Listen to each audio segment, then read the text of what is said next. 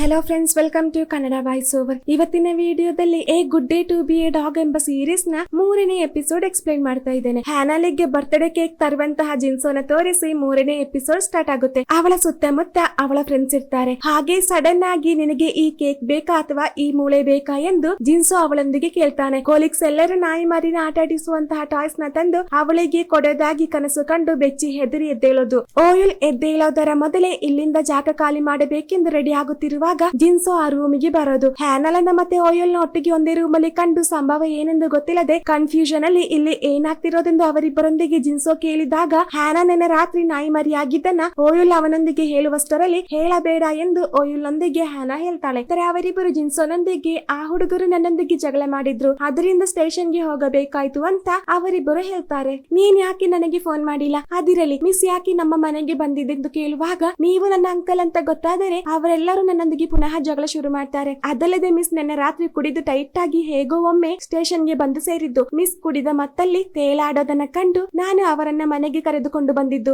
ರಾತ್ರಿ ಟೈಮ್ ಆದ್ದರಿಂದ ನಾನು ಇದೇ ರೂಮ್ ಅಲ್ಲಿ ನಿದ್ರೆ ಮಾಡ್ದೆ ಅಂತ ಹೇಳಿದಾಗ ಮಿಸ್ ಯಾಕೆ ನೀವು ಓವರ್ ಆಗಿ ಕುಡಿದಿದ್ದು? ಆ ಸ್ಟೂಡೆಂಟ್ಸ್ ನಿಮ್ಮೊಂದಿಗೆ ಕೆಟ್ಟದಾಗಿ ಬಿಹೇವ್ ಮಾಡಿದ್ದ ಕುಡಿದಿದ್ದು ಅಂತ ಕೇಳಿದಾಗ ಹೌದು ಅಂತ ಹ್ಯಾನಾ ಹೇಳ್ತಾಳೆ. ಸೇಮ್ ಟೈಮ್ ಜಿನ್ಸೋ ಯಾಕೆ ಇವತ್ತು ಜಾಗಿಂಗ್ ಗೆ ಬಂದಿಲ್ಲ ಅಂತ ಅವನ ಮನೆ ಪಕ್ಕ ನಮ್ಮ ಮೇಕಪ್ ರಾಣಿ ವೇಟ್ ಮಾಡ್ತಿರ್ತಾಳೆ. ಅವನೊಂದಿಗೆ ಹ್ಯಾನಲನ್ನ ಕಂಡಾಗ ನಮ್ಮ ಮೇಕಪ್ ರಾಣಿಗೆ ಹೊಟ್ಟೆ ಉರಿ ಆಗುತ್ತೆ. ಸ್ಕೂಲಲ್ಲಿ ಓಯಲ್ ಅಂಕಲ್ ನಾನೆಂದು ಗೊತ್ತಾದರೆ ಅವನಿಗೆ ಪ್ರಾಬ್ಲಮ್ ಆಗುತ್ತೆ ಅಂದಾಗ ನಾನು ಯಾರೊಂದಿಗೂ ಹೇಳೋದಿಲ್ಲ ಅಂತ ಹೇಳಿ ಹ್ಯಾನಾ ಅಲ್ಲಿಂದ ಹೋಗುತ್ತಾಳೆ. ಅವರಿಬ್ಬರು ಮಾತನಾಡೋದನ್ನ ಕೇಳಿಸಿಕೊಳ್ಳೋದಕ್ಕೆ ನಮ್ಮ ಮೇಕಪ್ ರಾಣಿ ಕಾತುರದಿಂದ ಕಿವಿ ಕೊಟ್ಟು ಕೇಳಿಸಿಕೊಂಡ್ರು ಅದೇನೆಂದು ಅವಳಿಗೆ ಗೊತ್ತಾಗೋದಿಲ್ಲ. ಅಲ್ಲಿಂದ ಸೀನ್ ಕಟ್ ಆಗಿ ನಾನು ಡಾಗ್ ಆಗುವಂತ ವಿಷಯ ಒಂದು ಸ್ಟೂಡೆಂಟ್ ಗೆ ಗೊತ್ತಾಯ್ತು. ಅವನು ಜಿನ್ಸೋನ ಫ್ಯಾಮಿಲಿ ಎಂದು ಅಕ್ಕನೊಂದಿಗೆ ಹ್ಯಾನಾ ಹೇಳಿದಾಗ ನೀನು ಲೂಸಾ, ಮಧ್ಯರಾತ್ರಿ ಯಾಕೆ ಹೋಗಿದೆಂದು ಕೇಳಿ ಬಾಯಿಗೆ ಬಂದ ಹಾಗೆ ಬೈತಾಳೆ. ಸಾಲ್ವ್ ಮಾಡುತ್ತಗೆ ಬಂದಂತಹ ಚೋಹಿನನ್ನು ಹಿಡಿದು ಸರಿಯಾಗಿ ಬಾರಿಸುತ್ತಾಳೆ. ಈ ಕಡೆ ಜಿನ್ಸೋ ಅವರಿಬ್ಬರಿಗೆ ಬ್ರೇಕ್ಫಾಸ್ಟ್ ರೆಡಿ ಮಾಡೋದನ್ನು ತೋರಿಸುತ್ತಾರೆ. ಇತ್ತೀಚೆಗೆ ಓಯಲ್ ಡಾಗ್ ನ ವಿಡಿಯೋ ಹೆಚ್ಚಾಗಿ ನೋಡ್ತಿರುತ್ತಾನೆ. ಹಾಗೆ ಜಿನ್ಸೋನೊಂದಿಗೆ ನಾವು ಮನೆಗೆ ಬರುವಾಗ ಪ್ರೀತಿಯಿಂದ ಬಾಲ ಆಡಿಸಿ ನಿಲ್ಲುವಂತಹ ನಾಯಿ ಮರಿ ಇದ್ದರೆ ಎಷ್ಟು ಚೆನ್ನಾಗಿರುತ್ತಲ್ವಾ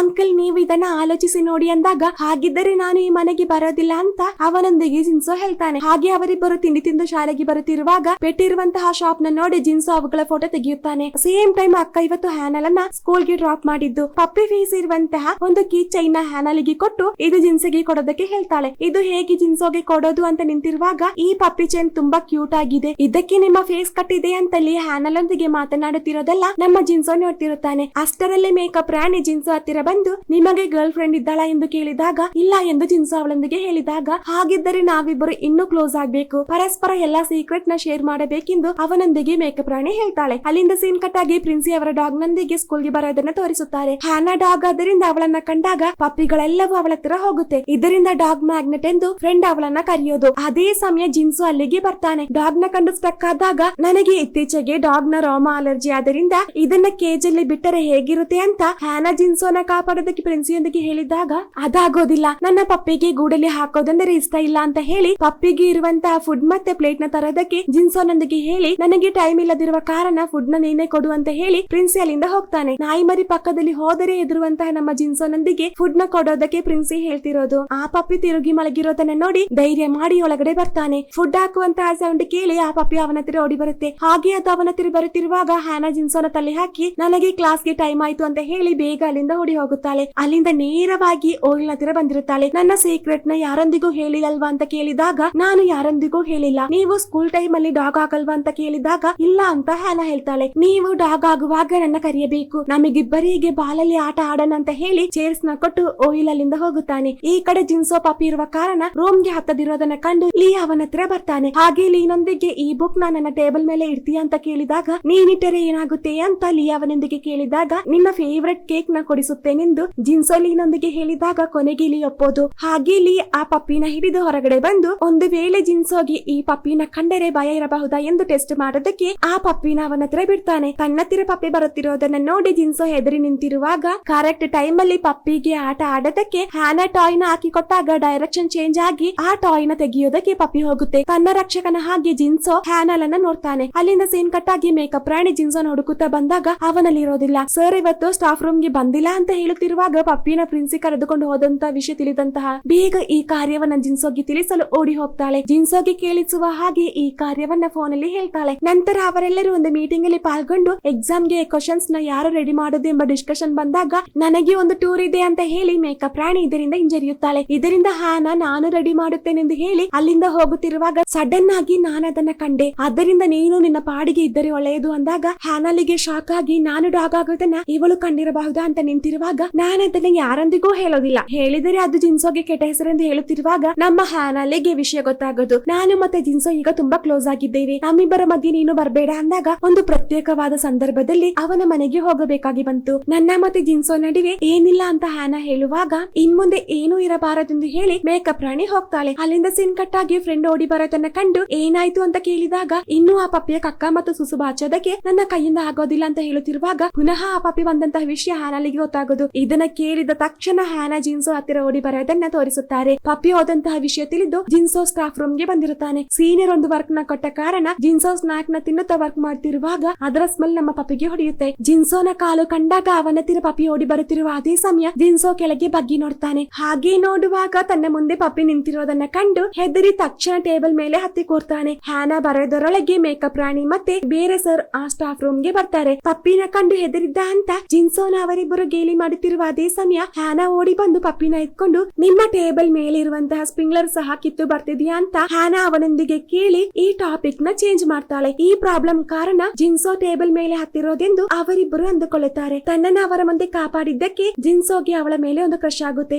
ಆದರೆ ಈ ಕ್ರಶ್ ಈಗ ಸ್ಟಾರ್ಟ್ ಆಗಿದ್ದಲ್ಲ ಎಂದು ಒಂದು ಫ್ಲಾಶ್ ಬ್ಯಾಕ್ ಸೀನ್ ಅಲ್ಲಿ ತೋರಿಸುತ್ತಾರೆ. ಹೊಸ ಟೀಚರ್ಸ್ ನ ಗ್ರೂಪ್ ಅಲ್ಲಿ ನಮ್ಮ ಹ್ಯಾನಲ್ ಅನ್ನ ಕಂಡ ತಕ್ಷಣ ಜಿನ್ಸೋಗೆ ಸ್ಪಾರ್ಕ್ ಆಗಿರುತ್ತದೆ. ಹಾಗೆ ಪ್ರತಿನಿತ್ಯ ಜಿನ್ಸೋ ಅವಳನ್ನ ನೋಡ್ತಿರುತ್ತಾನೆ. ಹ್ಯಾನಲಿಗೆ ಲೀನಾ ಇಷ್ಟ ಅಂತ ಗೊತ್ತಾದ ಮೇಲೆ ಜಿನ್ಸೋ ಇದರಿಂದ ಹಿಂಜರಿದಿದ್ದು. ಅಲ್ಲಿಂದ ಸೀನ್ ಕಟ್ ಆಗಿ ಪ್ರಿನ್ಸಿ ಆ ಪಪ್ಪಿನ ಕರೆದುಕೊಂಡು ಹೋಗೋದಕ್ಕೆ ರೆಡಿ ಆಗುವಾಗ ಇವತ್ತು ಈ ಪಪ್ಪಿ ಅದರ ಕೆಲಸ ನೀಟಾಗಿ ಮಾಡಿದ್ದಾನೆಂದು ಅದರ ಟಾಯ್ ನ ಕೊಟ್ಟು ಲೀ ಅಲ್ಲಿಂದ ಹೋಗ್ತಾನೆ. ಈ ಕಡೆ ಹ್ಯಾನಾ ಒಂದು ಕೇಕ್ ಶಾಪ್ ಅಲ್ಲಿ ನಿಂತಿರೋದನ್ನ ಕಂಡು ನೀನು ನನಗೆ ಕೇಕ್ ಕೊಡಿಸುತ್ತೇನೆ ಎಂದು ಹೇಳಿದ್ದು ಮರೆತೋಯ್ತಾ ಅಂತ ಲೀ ಅವನೊಂದಿಗೆ ಕೇಳ್ತಾನೆ. ಇದರಿಂದ ಕೇಕ್ ನ ತೆಗೆಯೋದಕ್ಕೆ ಜಿನ್ಸೋ ಆ ಶಾಪ್ ಗೆ ಬರ್ತಾನೆ. ಹಾಗೆ ಅವರಿಬ್ಬರು ಪರಸ್ಪರ ಮೀಟ್ ಮಾಡ್ತಾರೆ. ರಾತ್ರಿ ಆದಾಗ ನನಗೆ ಏನಾದ್ರೂ ತಿನ್ನಬೇಕನ್ನಿಸುತ್ತೆ, ಇದರಲ್ಲಿ ಯಾವುದು ತೆಗೆಯಬೇಕು ಅಂತ ಗೊತ್ತಿಲ್ಲದೆ ನಿಂತಿದ್ದೇನೆ ಅಂದಾಗ ಅವಳಿಗೋಸ್ಕರ ಇಲ್ಲಿರುವಂತಹ ಎಲ್ಲಾ ಕೇಕ್ ಅನ್ನು ಪ್ಯಾಕ್ ಮಾಡೋದಕ್ಕೆ ಜಿನ್ಸೋ ಹೇಳ್ತಾನೆ. ಸ್ಕೂಲ್ ಅಲ್ಲಿ ಹಲವು ಬಾರಿ ತನ್ನನ್ನ ಕಾಪಾಡಿದ್ದಕ್ಕೆ ಹ್ಯಾನಲೊಂದಿಗೆ ಥ್ಯಾಂಕ್ಸ್ ಹೇಳ್ತಾನೆ. ತನಗೆ ಡಾಗ್ ನ ಕಂಡರೆ ಭಯ ಅಂತ ಹ್ಯಾನಲಿಗೆ ಗೊತ್ತಾಗಿದೆ ಎಂದು ಜಿನ್ಸೋಗೆ ಇಷ್ಟರಲ್ಲಿ ಗೊತ್ತಾಗಿರುತ್ತೆ. ಅದಕ್ಕೆಲ್ಲ ನೀವು ನಾಚಿಕೆ ಪಡುವಂತಹ ಅವಶ್ಯಕತೆ ಇಲ್ಲ. ನಾನು ಕುಡಿದ ಮತ್ತಲ್ಲಿ ನಿಮಗೆ ಕಿಸ್ ಕೊಟ್ಟಿದ್ದೇನೆ, ನನ್ನ ವಿದ್ಯಾರ್ಥಿಯ ರೂಮ್ ಅಲ್ಲಿ ಮಲಗಿದ್ದೇನೆ, ಈ ಎಲ್ಲಾ ಕಾರ್ಯಗಳನ್ನ ಮಾಡಿ ನಾಚಿಕೆ ಪಡಬೇಕಾಗಿದ್ದು ನಾನಲ್ವಾ, ಇದೆಲ್ಲ ನಮ್ಮ ತಪ್ಪಲ್ಲ ಎಂದು ಹೇಳಿ ಜಿನ್ಸೋನ ಕಂಫರ್ಟ್ ಮಾಡ್ತಾಳೆ. ಇದರಿಂದ ಜಿನ್ಸೋಗೆ ಅವಳ ಮೇಲೆ ಪುನಃ ಪ್ರೀತಿ ಹೆಚ್ಚಾಗುತ್ತೆ. ಹಾಗೆ ಹ್ಯಾನಲನ್ನ ನಮ್ಮ ಜಿನ್ಸೋ ತುಂಬಾ ಸಮಯ ನೋಡಿ ನಿಲ್ತಾನೆ. ಹಾಗೆ ನೋಡುತ್ತಿರುವಾಗ ಹ್ಯಾನಾ ಕೀ ಚೈನ್ ಜಿನ್ಸೋಗೆ ಕೊಡ್ತಾಳೆ. ಹಾಗೆ ಅದನ್ನ ಕೊಟ್ಟ ನಂತರ ಅವನೊಂದಿಗೆ ಇದನ್ನ ನೋಡುತ್ತಿರುವಾಗ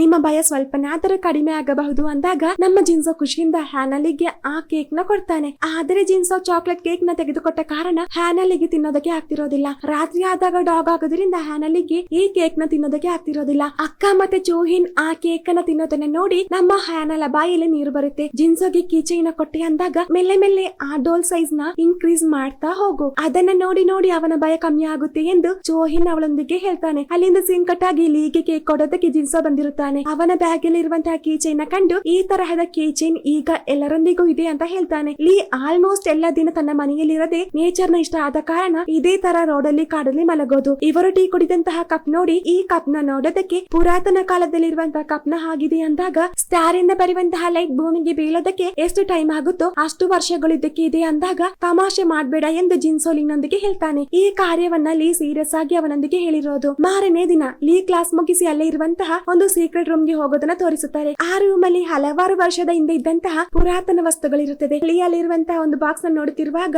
ಒಂದು ಫ್ಲಾಶ್ ಬ್ಯಾಕ್ ಸೀನ್ ತೋರಿಸುತ್ತಾರೆ. ಯಾವುದೋ ಒಂದು ಹುಡುಗಿಗೆ ಒಬ್ಬ ವ್ಯಕ್ತಿ ಶಾಲ್ ನ ಕೊಡ್ತಾನೆ. ನಂತರ ಆ ಹುಡುಗಿಯನ್ನ ಹಲವಾರು ಜನರು ಕೊಲ್ಲೋದಕ್ಕೆ ಟ್ರೈ ಮಾಡ್ತಿರೋದನ್ನ ತೋರಿಸುತ್ತಾರೆ. ಆ ಹುಡುಗಿ ಧರಿಸಿದಂತಹ ಬಟ್ಟೆ ಲೀ ನೋಡಿದಂತಹ ಈ ಬಾಕ್ಸ್ ಅಲ್ಲಿ ಇದ್ದಿದ್ದು. ಅಲ್ಲಿಂದ ಸೀನ್ ಕಟ್ ಆಗಿ ಸ್ಕೂಲ್ ಅಲ್ಲಿ ಇರುವಂತಹ ಟೀಚರ್ ಮತ್ತೆ ಸರ್ ಪರಸ್ಪರ ಪ್ರೀತಿಸಿ ಮದುವೆ ಫಿಕ್ಸ್ ಮಾಡಿರುತ್ತಾರೆ. ಅವರ ಮ್ಯಾರೇಜ್ ಇನ್ವಿಟೇಷನ್ ಕೊಡುತ್ತಿರುವ ಅದೇ ಸಮಯ ಲೀ ಅಲ್ಲಿಗೆ ಬರ್ತಾನೆ. ಇವರಿಬ್ಬರು ಪ್ರೀತಿಸುವಂತ ವಿಷಯ ಯಾರಿಗೂ ಗೊತ್ತಿಲ್ಲ ಅಂತ ಅವರಿಬ್ಬರು ಅಂದುಕೊಂಡಿರುತ್ತಾರೆ. ಆದರೆ ಈ ವಿಷಯ ಎಲ್ಲರಿಗೂ ಗೊತ್ತಿರುತ್ತದೆ. ಕಪಲ್ಸ್ ಗೆ ಇರುವಂತಹ ಗಿಫ್ಟ್ ನ ಲೀ ಮತ್ತೆ ಹ್ಯಾನಲೊಂದಿಗೆ ಸೆಲೆಕ್ಟ್ ಮಾಡೋದಕ್ಕೆ ಫ್ರೆಂಡ್ ಹೇಳ್ತಾಳೆ. ಆದ್ರೆ ಇದು ನಮ್ಮ ಜಿನ್ಸೋಗೆ ಇಷ್ಟ ಆಗಿರೋದಿಲ್ಲ. ಹಾಗೆ ಜಿನ್ಸೋ ಲೀನೊಂದಿಗೆ ಎಕ್ಸಾಮ್ ಪೇಪರ್ ನೋಡೋದಕ್ಕೆ ಬಾಕಿ ಇದೆ ಅಂತ ನನ್ನೊಂದಿಗೆ ಹೇಳಿದ್ದಲ್ವಾ ಅಂತ ಹೇಳ್ತಾನೆ. ಅಲ್ಲಿಂದ ಸೀನ್ ಕಟ್ ಆಗಿ ಗಿಫ್ಟ್ ನ ತೆಗೆಯೋದಕ್ಕೆ ಹ್ಯಾನಲೊಂದಿಗೆ ಜಿನ್ಸೋ ಬರ್ತಾನೆ. ಅವಳು ಕೊಟ್ಟಂತಹ ಕೀ ಚೈನ್ ಅವನ ಬ್ಯಾಗ್ ಅಲ್ಲಿ ಹಾಕಿರೋದನ್ನ ಕಂಡು ಹ್ಯಾನಲಿಗೆ ತುಂಬಾ ಖುಷಿ ಆಗುತ್ತೆ. ಹಲವಾರು ಗಿಫ್ಟ್ ಗಳು ನಮ್ಮ ಹ್ಯಾನಲಿಗೆ ಇಷ್ಟ ಆದರೂ ಅದರ ಪ್ರೈಸ್ ಜಾಸ್ತಿ ಆದ ಕಾರಣ ಬೇರೆ ಬೇರೆ ನೋಡ್ತಿರುತ್ತಾಳೆ. ಅದೇ ಸಮಯ ಅಲ್ಲಿಂದನೇ ನಮ್ಮ ಮೇಕಪ್ ರಾಣಿ ಹಲವಾರು ವಸ್ತುಗಳನ್ನ ಪರ್ಚೇಸ್ ಮಾಡಿ ಬರೋದನ್ನ ತೋರಿಸುತ್ತಾರೆ. ಈ ಕಡೆ ಒಂದು ಕಪಲ್ಸ್ ಅವರ ಸೀಕ್ರೆಟ್ ಕಾರ್ಯಗಳನ್ನ ಹೇಳೋದನ್ನ ಕೇಳಿ ಇವರಿಬ್ಬರು ಆ ಜಾಗದಿಂದ ಈ ಕಡೆ ಬರುವಾಗ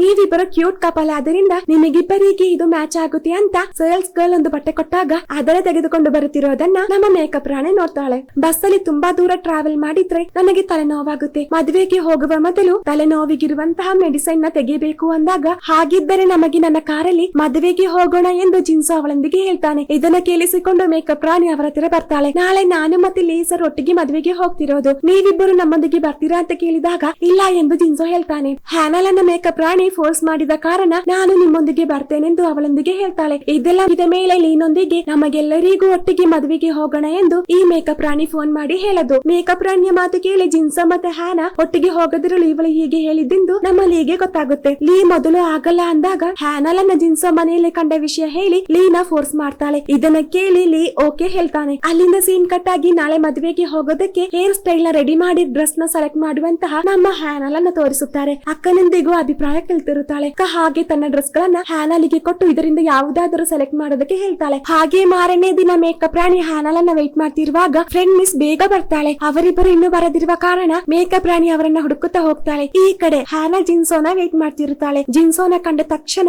ಇವತ್ತು ನೀವು ತುಂಬಾ ಹ್ಯಾಂಡ್ಸಮ್ ಆಗಿದ್ದೀರಾ ಅಂತ ಹೇಳುತ್ತಿರುವಾಗ ಮೇಕಪ್ ರಾಣಿ ಬರ್ತಿರೋದನ್ನ ನಮ್ಮ ಜಿನ್ಸೋ ನೋಡ್ತಾನೆ. ಅವಳ ಕಣ್ಣಿಗೆ ಬೀಳಬಾರದೆಂದು ಕೊಡೆ ಓಪನ್ ಮಾಡಿ ಅದರೊಳಗೆ ನಿಲ್ತಾರೆ. ಹಾಗೆ ಅವರಿಬ್ಬರು ಕ್ಲೋಸ್ ಆಗಿರೋದನ್ನ ತೋರಿಸಿ ಈ ಎಪಿಸೋಡ್ ಎಂಡ್ ಆಗುತ್ತೆ. ಮುಂದೇನಾಗುತ್ತೆ ಅಂತ ನಮಗೆ ನೆಕ್ಸ್ಟ್ ಎಪಿಸೋಡ್ ಅಲ್ಲಿ ನೋಡೋಣ. ಹಾಗೆ ನಿಮಗೆ ನನ್ನ ವಿಡಿಯೋ ಇಷ್ಟವಾದಲ್ಲಿ ಪ್ಲೀಸ್ ಲೈಕ್ ಮಾಡಿ, ಶೇರ್ ಮಾಡಿ, ಸಬ್ಸ್ಕ್ರೈಬ್ ಮಾಡಿ, ಜೊತೆಗೆ ಪಕ್ಕದಲ್ಲಿರುವಂತಹ ಬೆಲ್ ಐಕಾನ್ ಪ್ರೆಸ್ ಮಾಡಿ. Thank you.